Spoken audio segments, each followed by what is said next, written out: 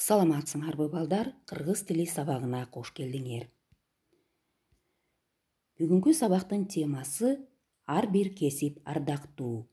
Каждая профессия почетна.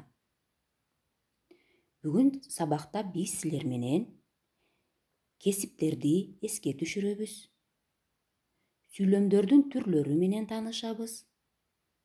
Жаңы сөздөр менен иштейбиз.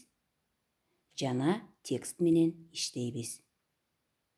Балдар, биз силер менен 2 класста кесиптердин түрлөрү менен таанышканбыз. Канакей, ошол кесиптерди эске түшүрөлү.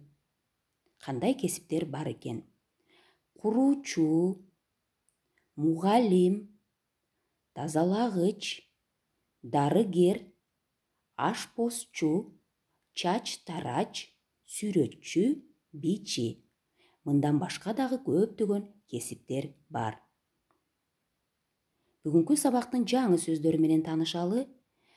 Менин аркамдан кайталагыла, андан кийин сөздүк дептерлериңерге көчүрүп жазгыла. Жай сүйлөм,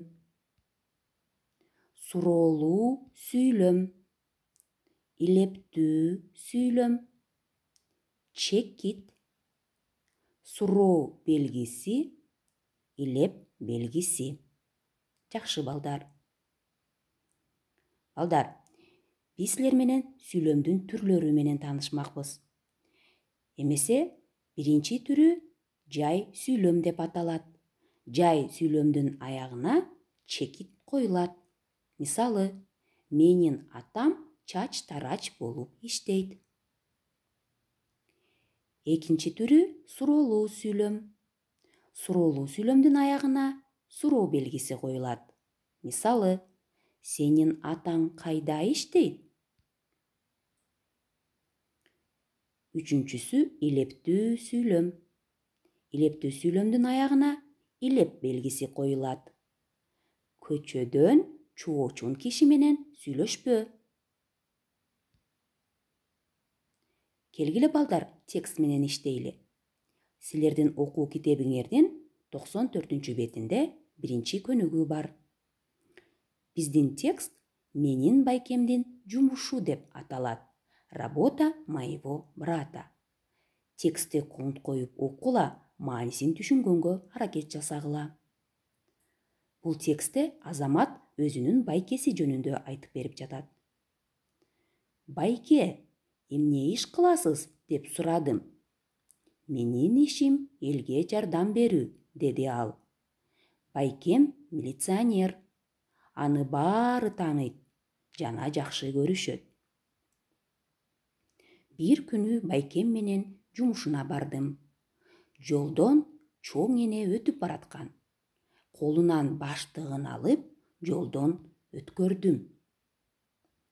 Парктын жанынан өтүп баратсак, кичинекей кыз ыйлап жатыптыр.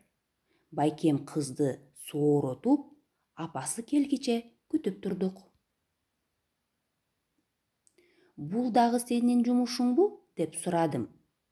Оба, бу да менин жумушум, деди байкем. Баратып, жол эрежесин бузган балдарга кездештик. Балдарды токтотуп, аларга жол эрежесин түшүндүрдү. Бир күнү биздин мектепке да келди. Балдар менен жолугушту. Балдар ага көп суроолорду беришти. Жол эрежелери менен тааныштырды. Көптөгөн кеңештерди берди. Ал кеңештер мындай эле. Көчөдөн чоочун кишилер менен сүйлөшпөгүлө. Сабактан кийин үйгө түз баргыла. Жолдон уюлдук телефонуңарды өчүрүп койгула. Сүйлөшпөгүлө. Жол эрежелерин сактагыла. Канакей балдар, суроолорго жооп берели. Азаматтын байкеси ким болуп иштейт? Азаматтын байкеси милиционер болуп иштейт.